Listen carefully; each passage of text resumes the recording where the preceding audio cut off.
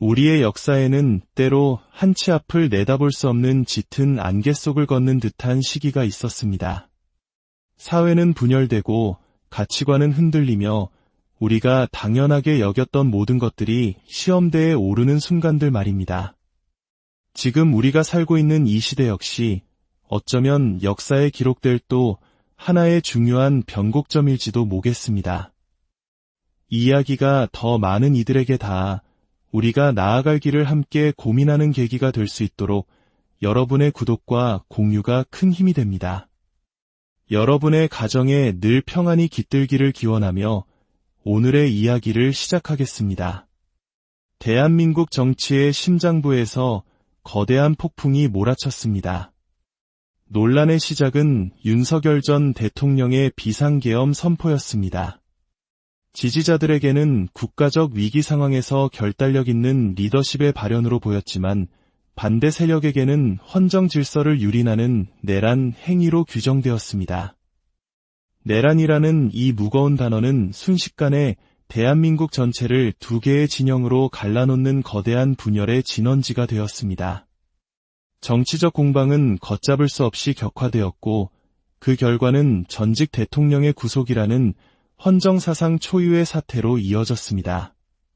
법원은 보석 신청을 기각하며 구속 재판을 결정했고 철옹성 같았던 권력의 문은 굳게 닫혔습니다.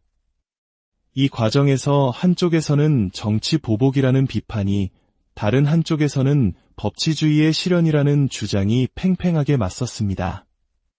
민심은 나날이 요동쳤고 지지율 수치는 2주 만에 급락하는 등 불안정한 정국의 단면을 여실히 보여주었습니다. 이 거대한 정치적 소용돌이의 한가운데 베일에 쌓인 한 인물의 이름이 떠오르기 시작했습니다. 김현지. 이재명 대통령의 오랜 측근으로 알려진 그녀는 총무비서관이라는 막중한 자리에 임명되었지만 그 어떤 공식적인 이력도 대중에게 공개되지 않았습니다. 학력, 경력, 심지어 나이조차 불분명한 인물이 국가의 중추인 대통령실에서 핵심적인 역할을 수행하고 있다는 사실은 수많은 의혹을 낳았습니다. 국회 국정감사 출석 요구는 당연한 절차였지만 대통령실과 민주당은 전례 없이 그녀를 감쌌습니다. 역대 모든 정부에서 총무비서관은 국회에 출석해 국민의 질문에 답해왔지만 김현지는 그 관행을 깬 최초의 인물이 되었습니다. 논란이 커지자 그녀는 국회 출석 의무가 관행적으로 면제되는 제1부속실장으로 자리를 옮겼습니다. 이는 의혹을 해소하기는커녕 무엇을 감추기 위해 저토록 필사적인가라는 더 큰 질문을 던졌습니다. 국민의 세금으로 녹을 받는 공무원, 특히 국가 안위와 직결된 정보를 다루는 대통령실의 인사는 투명하게 공개되어야 한다는 것은 민주주의의 기본 원칙입니다.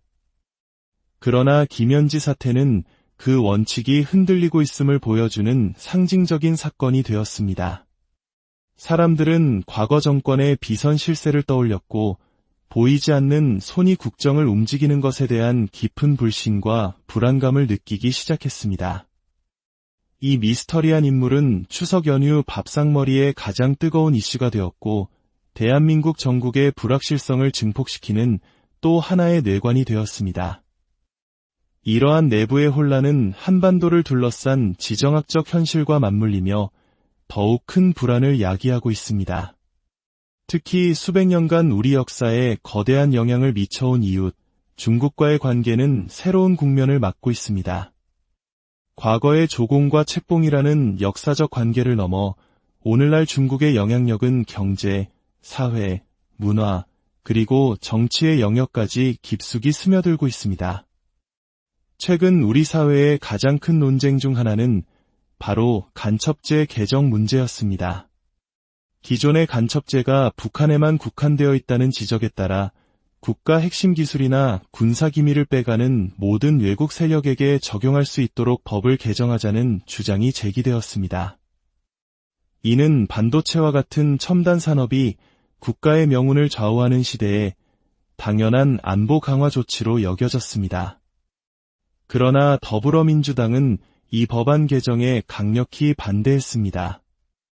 이러한 정치적 결정은 국민들에게 큰 충격과 함께 질문을 던졌습니다. 국가의 안보와 경제적 이익을 지키는 일에 왜 반대하는가? 혹시 거대한 중국 자본, 이른바 차이나 머니가 정치권에까지 영향을 미치고 있는 것은 아닌가 하는 합리적 의심이 싹트기 시작했습니다. 실제로 중국 자본은 한국의 부동산, 기업, 심지어 언론과 문화 콘텐츠 산업에까지 막대한 영향력을 행사하고 있습니다.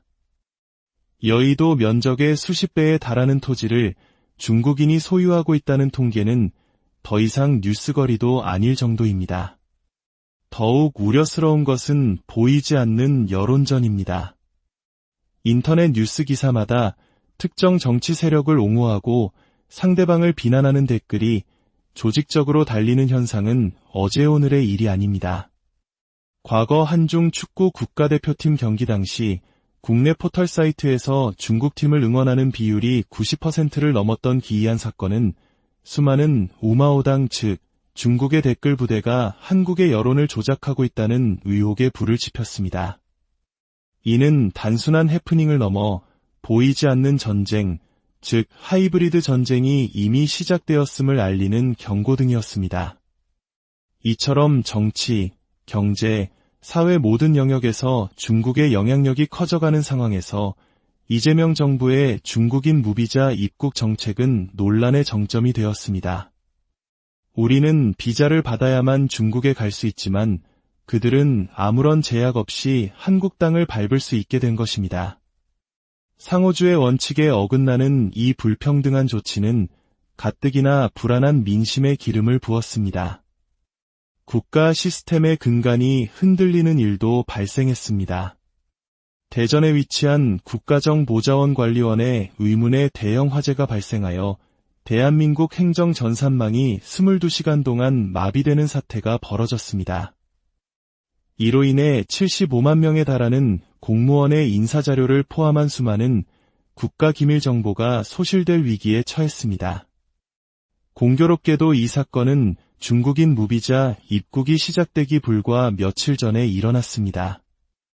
행정망이 마비된 상태에서 수많은 외국인이 신원 확인도 제대로 거치지 않고 입국할 수 있는 안보 공백 상태가 발생한 것입니다.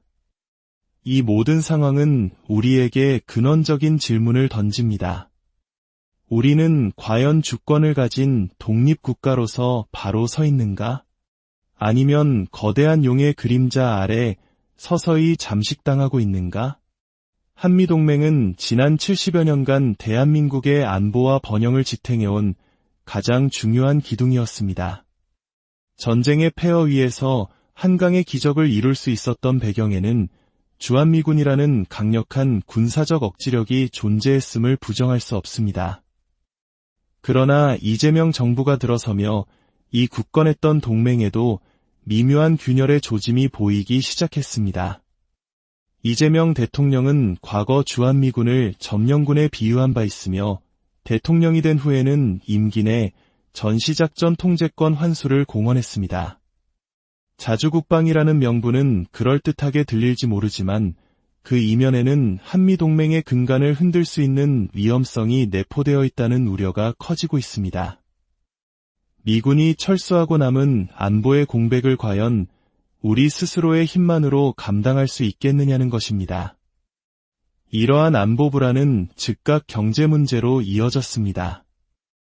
미국 트럼프 행정부는 한국산 자동차에 대해 일본이나 유럽연합보다 훨씬 높은 25%의 관세를 부과했습니다. 동맹국에 대한 이례적인 무역 압박은 변화된 한미 관계의 냉혹한 현실을 보여주는 지표였습니다. 수많은 기업들이 타격을 입었고 환율은 치솟았으며 경제계에서는 1997년 IMF 외환위기의 아픈 기억을 떠올리는 이들이 늘어났습니다.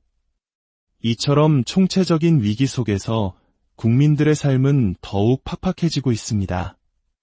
노란봉투법의 통과는 기업 활동을 위축시켜 결국 청년들의 일자리를 위협할 것이라는 경고가 빗발치고 있습니다.